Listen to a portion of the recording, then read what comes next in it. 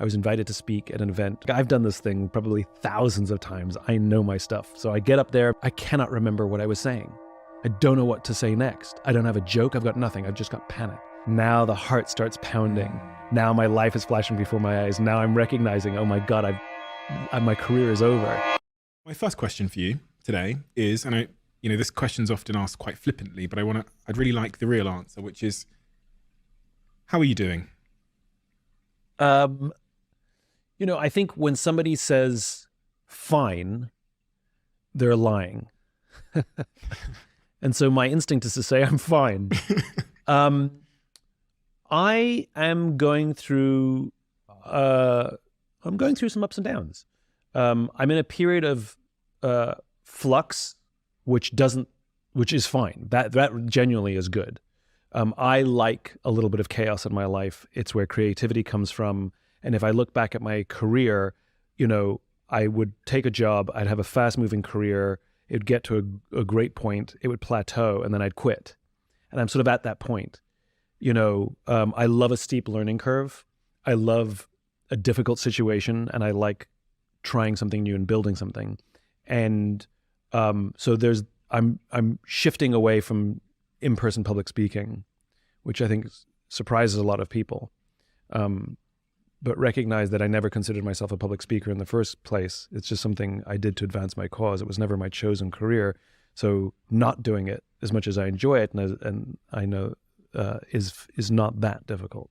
So what next is a little bit of an unknown. I have some ideas and I'm testing some things out, but I don't actually know where I'm going to go. Why are you shifting away from public speaking? Give me the context as to why this is a sort of a pivotal moment. There are multiple reasons. I consider myself a preacher. And when I set out on my journey many years ago, I was espousing a vision of what business could look like and what the world could look like, what our careers could look like that was different than the world that we lived in. Talking about purpose at work was some hippy-dippy stuff, and now it's a completely normal conversation. And I'm really proud to have been a part of that movement. And so when I would stand on a stage, I was preaching to people who had never heard of my work, who had never heard of these concepts, at least not explained the way I explain them. And I was converting audiences, and the good news is the movement has its own momentum. And I don't know how many, I'm converting vastly fewer people now.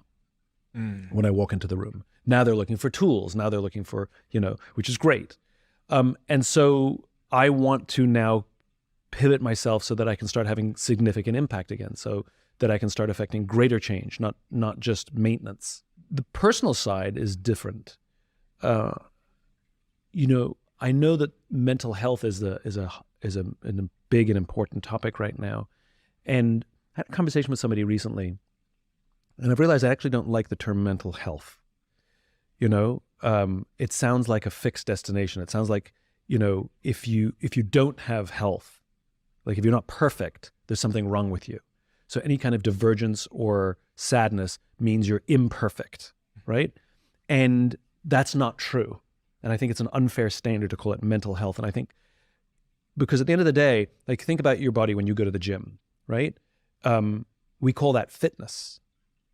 And some days you have good days at the gym, and some days you have bad days at the gym. Some days your body feels amazing, you can lift huge weight. And some day, for whatever reason, you got enough sleep, you're eating well, you're hydrated, your body's just not working that day. And we're all familiar with that. And it doesn't really bother us. You're like, bad day today. And you move on. And you allow that to happen. But we don't treat our mental fitness the same way. Being a human, you are 100% mentally fit if you have sadness, and if you have joy, and if you have doubt and uncertainty and insecurity. That's what it is to be human. Like your body sometimes has pain. There's nothing wrong with your body. And so I like to call it mental fitness rather than mental health, right? I'm always working on my mental fitness. Mm-hmm. And I allow for periods of darkness. So right now, when you said, how are you? The space that I'm sitting in is I'm actually feeling quite lonely. And I learned about how to manage mental fitness during COVID more than I ever had prior because we had to deal with so much shit, right? And so prior, I would have been embarrassed by saying I'm feeling lonely. I would have hid it, suppressed it, don't like negative feelings. Whereas now, I'm just sitting in it, not worried about it. I'm allowing it to go through me, like I'm allowing myself to have a bad day at the gym. And weirdly, even though it's not necessarily fun, weirdly appreciative of it because it makes me human. It just reminds me of a story. Earlier on in my career, I was invited to speak at an event, which is the Association of Meeting Planners. So there's an American Meeting Planners Association, whatever it is. Literally everybody who hires speakers from every big company and association has their own association, and they come and have their own event. So to get invited to speak at this event is like, if you nail it, your career is set for the rest of your life. And if you blow it, your career is over, right? Because like literally everybody who hires all the speakers for all the big events is in this room. And I got invited. Huge honor, right?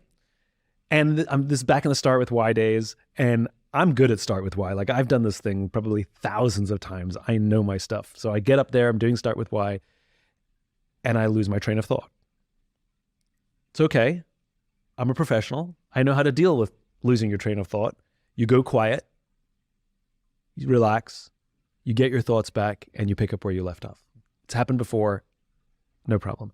So I do what I know how to do. I go quiet, and nothing comes in. And now the panic starts. Now the heart starts pounding. Now my life is flashing before my eyes. Now I'm recognizing, oh my God, my career is over, you know? And I look at my pad and I look at the audience. I cannot remember what I was saying. I don't know what to say next. I don't have a joke. I've got nothing. I've just got panic.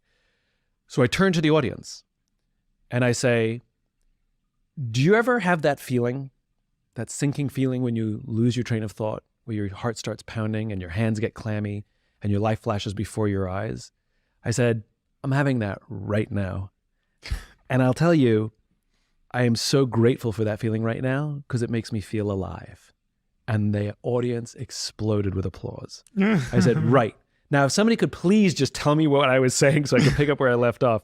And somebody screamed something out and went, thank you. And I picked up and I finished.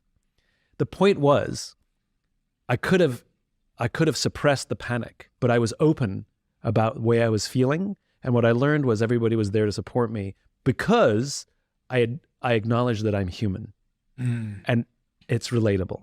And so that's how I feel right now. I'm more open about being in a darker space in the shadows right now because it makes me feel quite frankly normal. It makes me feel human. And it's part of mental fitness, you know? And if I didn't have off days or off weeks, then how would I know what to work on? You know, how would I know what good looks like?